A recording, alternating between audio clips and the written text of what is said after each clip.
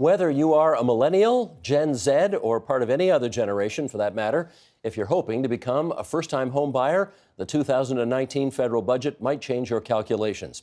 Literally speaking, that is. Here with more on what's on offer and how to weigh its worth to you and the nation's bottom line, we welcome Craig Alexander, Chief Economist for Deloitte Canada, Rosalie Wanch, Policy Analyst at the C.D. Howe Institute, and for the first time, Rona Birnbaum, Certified Financial Planner at Caring for Clients. Nice to see you two on the bookends together, and first time here. Nice to have you here, Rona. Pleasure. Let's just, if we can, Sheldon, bring up the first graphic to set the table for the discussion to come.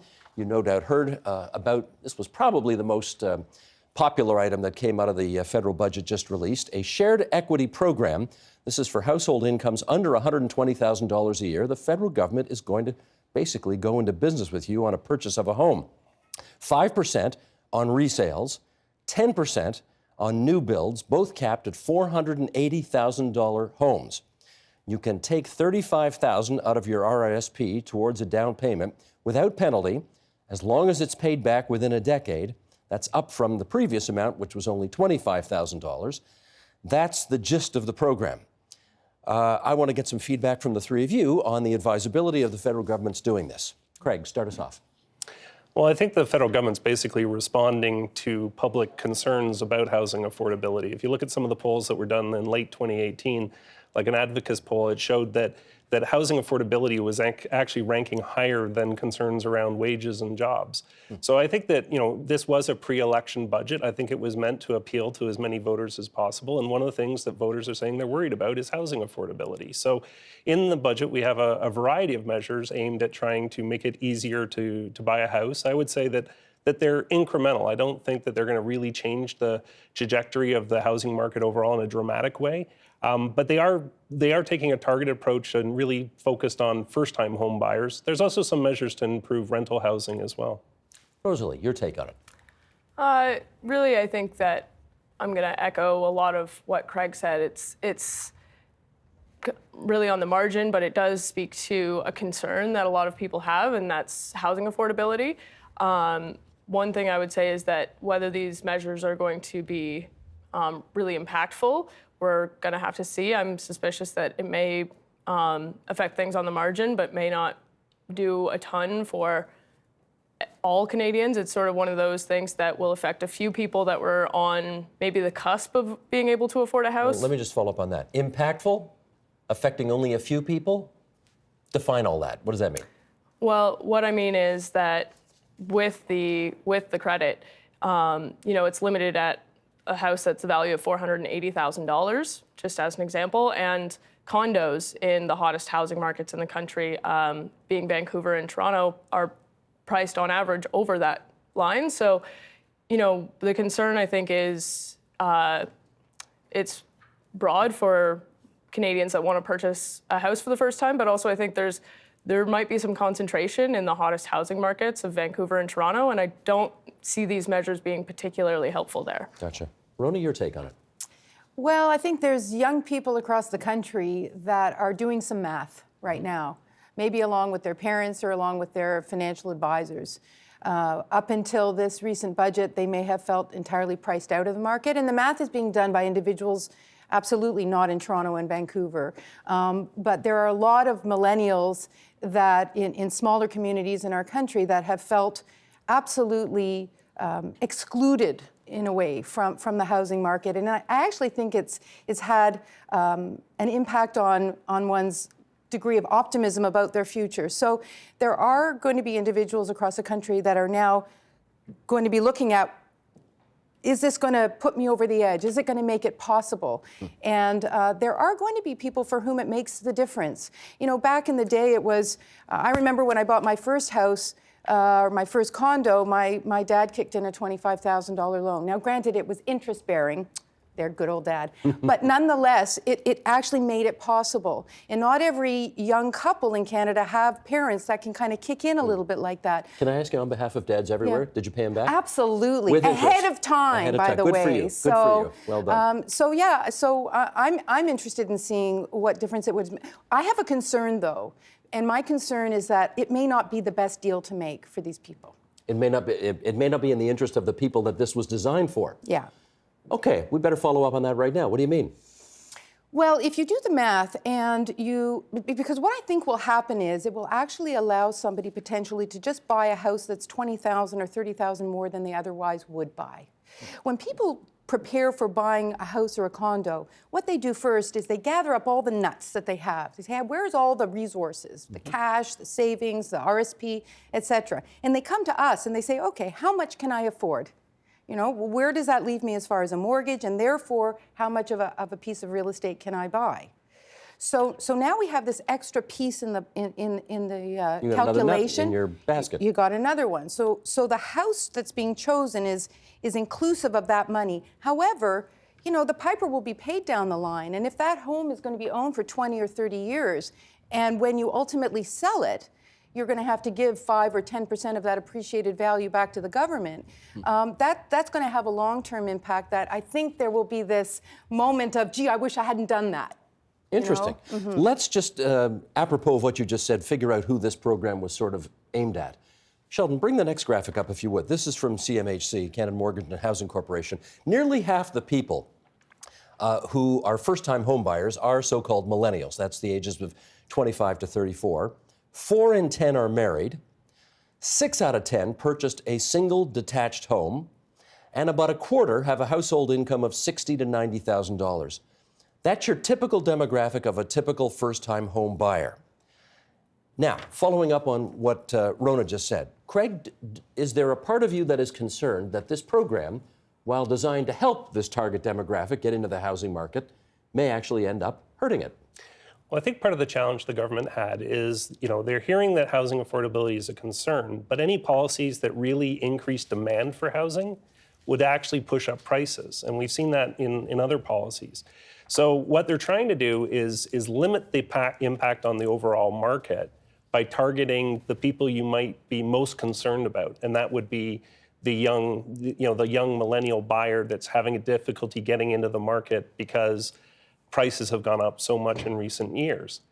The challenge, which came up a bit earlier, is that if you actually look at it from a point of view of housing composition, you know, this policy might help some young buyers trying to buy a below average price condo in Toronto, but in point of fact, the average price of a condo in Toronto is higher than the $480,000. When you leave Toronto, all of a sudden it's like, yes, this will help buyers of like apartment condos throughout the rest of Ontario. But when you look at townhouses, you then suddenly find that in some of the markets, townhouses are too high a price in order to access the program. And when we say it's good for up to $480,000, it's actually 4 times the income of the household. So if your household income is $100,000, the maximum you can buy is $400,000, and if so on down the scale. But if you're the federal government, you can't very well say, this is a fantastic new housing program. It's meant for everybody, just not in Vancouver, Toronto, or Montreal. That's a non-starter, isn't it? Absolutely. Like that isn't the way they're going to showcase it. They're going to say this is going to have less impact in Toronto and Vancouver. Those are the markets actually where we're the most concerned about housing valuations, but it's also where housing affordability is the most acute. So it's a tug of war. How do you want to deal with between like inflated housing prices that you don't want to inflate further versus helping young people get into a house? I can't help but notice, I think you're the only millennial among us here today. I am, and I also live in Toronto and don't currently own a house, but would like to one day. Okay, when you first heard this come out in the federal budget, did you think, aha, here's my entry? No, I read it and said, well, that's kind of useless for me, but it might help a few people. Okay. The one thing that was in there that I think could potentially be helpful, and just to talk about a little bit about the tension between affordability and inflating prices. And there's also a tension between, encouraging people to get into the housing market, and also a concern about overall household debt. So one of the measures in there that I think, might actually be a little bit more helpful for the Toronto and Vancouver millennials is the increase in the amount that you can withdraw from an RRSP without having to pay the taxes on that. And so if you are in that sort of higher income but also higher priced area, then that one change means that you might be able to take out $10,000 more to put down on your down payment. And one nice thing about that is that's not debt. You don't owe anybody anything else. And we aren't even sure necessarily what the equity in the gains or the losses in these houses that people will have to give up. So, their CMHC will give you 5 to 10%, but is that what's going to be the portion of the gains that they take? We aren't super clear on what the details of this are. So I think that it will depend on the details, how good a deal it is. But in terms of thinking about household debt, I think the RRSP withdrawal increase in the limit was actually something that's might help people actually enter the housing market, but also doesn't have this negative effect on household debt. Well, let me read this to you, Rona. This was David Parkinson, a reporter writing in the Globe and Mail's Report on Business, who's warning about the amount of debt people are taking on. He wrote, "None of this is helpful in addressing Canada's record-high household debt loads. Instead, it encourages more people at the margins of being able to afford a home to take on mortgage debt while contributing to the bloated housing costs that got Canadian households into the current debt conundrum in the first place." Tell me again how this is a good investment? He seems very unimpressed. What's your view of what he's had to say about this? Well, I guess the way I see the debt issue or the debt problem is on an individual case-by-case basis, because I work with Canadians every day, helping them plan their finances and position themselves for the future. And so I think that there's a problem with debt largely because the lenders out there are overly eager to lend. And I don't think this change in policy is going to change that. But might it encourage some people who ought not to buy a house because they literally can't afford it under other circumstances to go into deeper debt than they should? No, because I think that the stress tests that were created a couple of years ago help protect against that to some degree. And I think that young consumers right now are more aware of the risk of debt than they ever were before. And I guess the bottom line is it's really essential that anybody that's getting into the housing market really thinks through what impact it's going to have on their future. The fact of the matter is most young people, when they buy a home, they don't anticipate the repairs that will be necessary. They don't anticipate the impact of a growing family, et cetera, et cetera. And so I think the real debt problem isn't the entry into the housing. It's not anticipating what other lifestyle obligations they're going to have in the future, and their income may not be able to fund it. So they're forced to use things like credit cards, lines of credit, et cetera. So the mortgage itself, I don't think is the issue. It's the consumption thereafter that hasn't been planned for. Gotcha. Yeah. Craig, your view on whether this will encourage people to take on more debt that ought not to do so? Well, the vulnerability is diminished by the fact that the mortgage plus the shared equity mortgage value is still going to be income tested. So in other words, you're still going to test that whether people can make the payments on a mortgage plus 2% on the full value. And so that limits, because the big risk is, when interest rates go up, will people be able to afford their mortgages? Is this going to cause them to default? So will it increase leverage in the housing market? Will it increase the number, the mortgages people are carrying? Yeah, if the policy is successful at attracting more buyers than otherwise would, yeah, it will add to household debt. Will it increase the vulnerability to a rising interest rate environment? A little bit, but primarily in terms of higher interest rates reducing consumption. In other words, people having less money afterwards to make purchases. It's not going to create vulnerability in the financial system because we know that these people are still going to be able to make the payments if rates went up significantly. The other dimension to this, which we actually haven't mentioned, it's something that really didn't get as much attention, I think is really worth highlighting, is in the budget, it actually allows for the homebuyer program, people who get divorced or separated to take part in the program. In other words, use RSP money to then make a purchase of a home. And I think that actually is important because that can be a source of enormous sort of personal and financial stress. And previous to this, you could basically have a partner, use your RSP money, buy a house, then find out the marriage doesn't work out, you get divorced, and you can't access the program again. And so what they've effectively did was they widened the scope for people to take advantage of the RSP withdrawal, in difficult circumstances. And will that lead to higher mortgage debt and leverage? Yeah, it might. But what's your central question? What are you trying to solve for? The answer is housing affordability. And so this is part of the issue.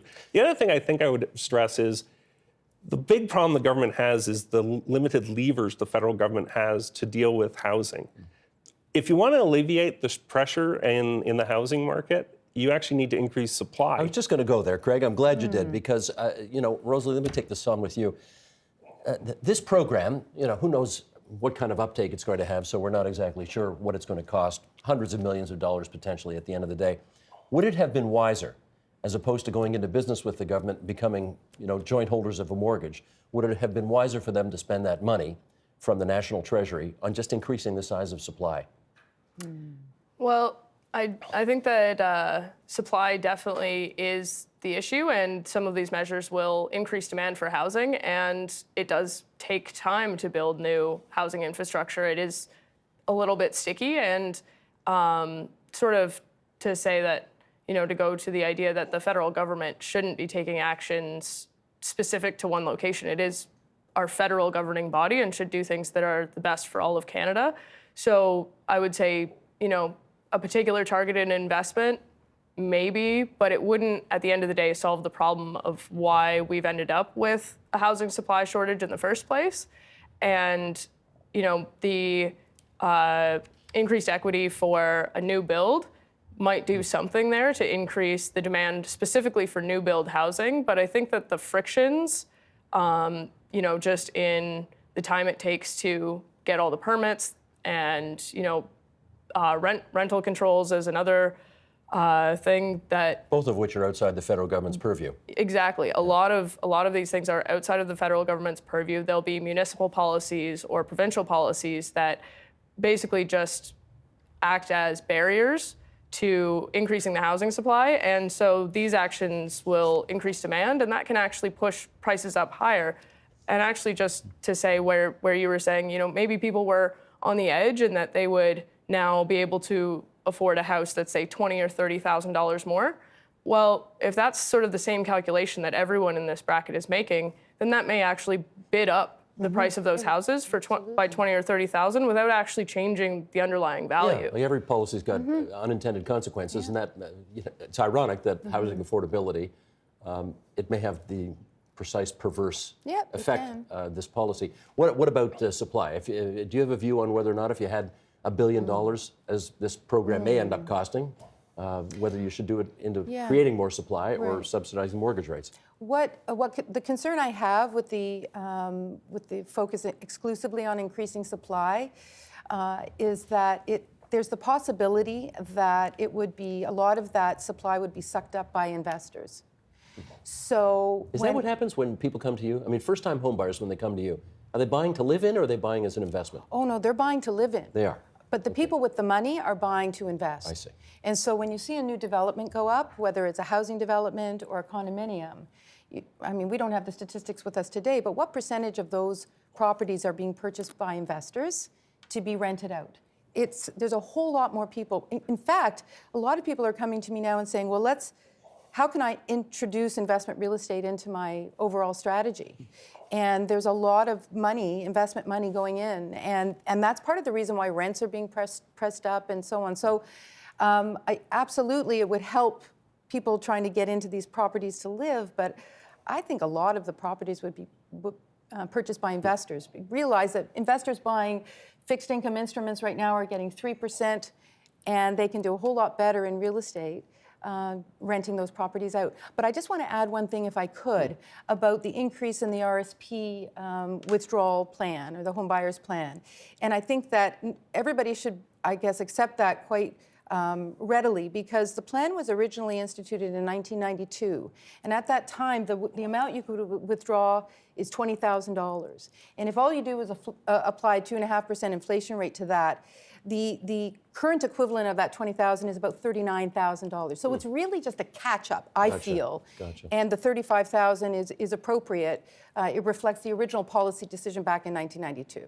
Apropos of what Rona just said, should we have these statistics handy so that we can make intelligent policy decisions on this? The numbers of people, for example, who buy to rent and not to live in?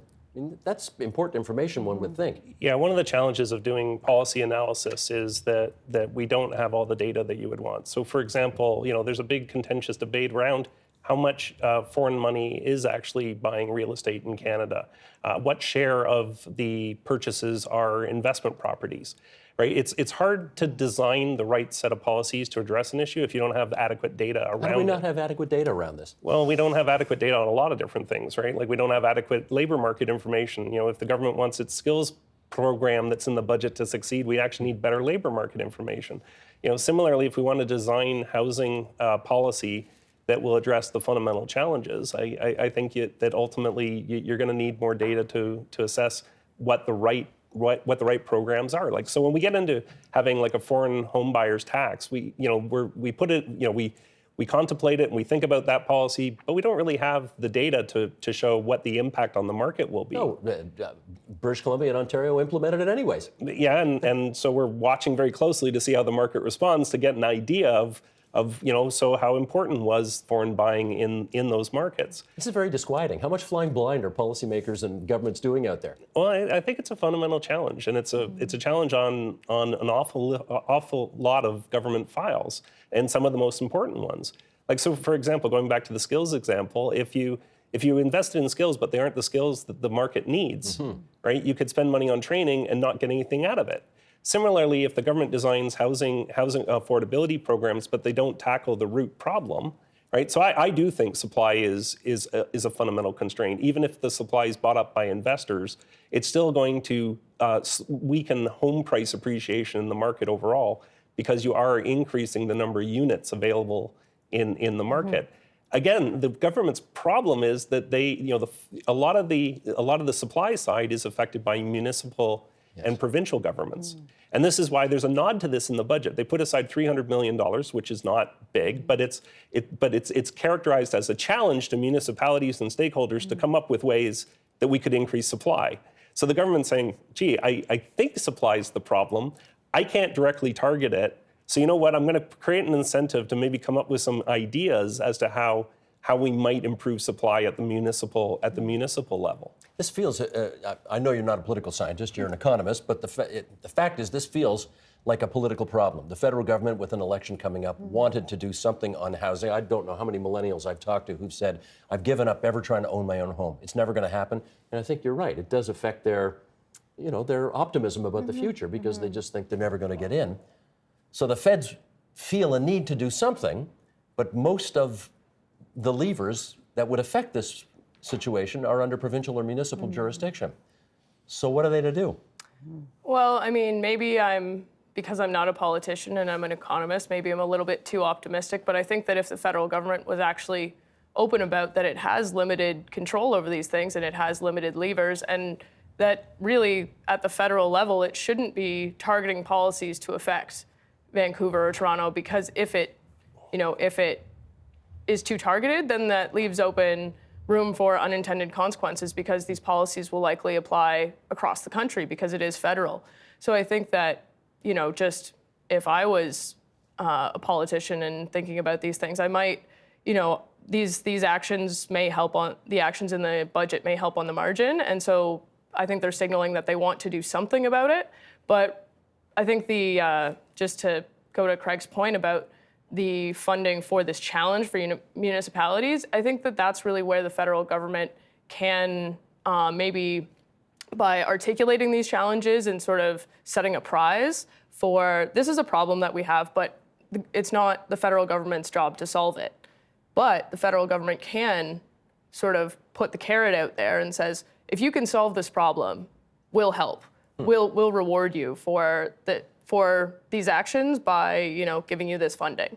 And so I think that that's really one of the areas where they can mobilize other levels of government to maybe do something about the issue, but it's not direct. And shouldn't necessarily be, but I think that articulating the goal around supply is potentially powerful, and it might, just catalyze some municipalities to look at their policies in trying to get some of this federal money. And then even if they don't, chances are that it will have made them look at their policies and maybe make some revisions to improve the situation. So I got a minute left here, Rona. Let me give it to you. When you talk to your clients about this program, let's go back to the old Siskel and Ebert days. Are you giving it a thumbs up or thumbs down, or what are you doing? I think I'm giving it a let's look at it. All right. There's no situation that's only thumbs up or thumbs down. It's let's do the math. And let's do the math for now and for the future. And for some young people, it will be a thumbs up. And for some, it will be a thumbs down. And it has to be looked at on a case-by-case basis. And that's what we do. Yeah. Just occurred to me that all of the millennials watching this right now will have no idea what I'm talking about when I say the Siskel and Ebert thumbs up and thumbs down. Do you know what I'm talking about? No. And Not really? And neither does the producer, Kara Stern, who's also a millennial, who just said to me in my ear, I don't know what you're talking about either. Google it. Google it. Google it. Siskel and Ebert, two film critics from a long time ago. Thumbs up and thumbs down. Craig Alexander, Chief Economist for Deloitte Canada. Rona Birnbaum, first time on the program. Thanks, Rona. Financial planner with Caring for Clients. Her Twitter handle, Caring4 Clients. And Rosalie Wunsch from the C.D. Howe Institute. She's a policy analyst and economist there, not a political scientist, but offered good political advice today anyway. Thanks to the three of you for coming into TVO tonight. Appreciate your time. Always a pleasure. The Agenda with Steve Bacon is brought to you by the Chartered Professional Accountants of Ontario, helping businesses stay on the right side of change with strategic thinking, insightful decisions, and business leadership. Are you on the right side of change? Ask an Ontario CPA.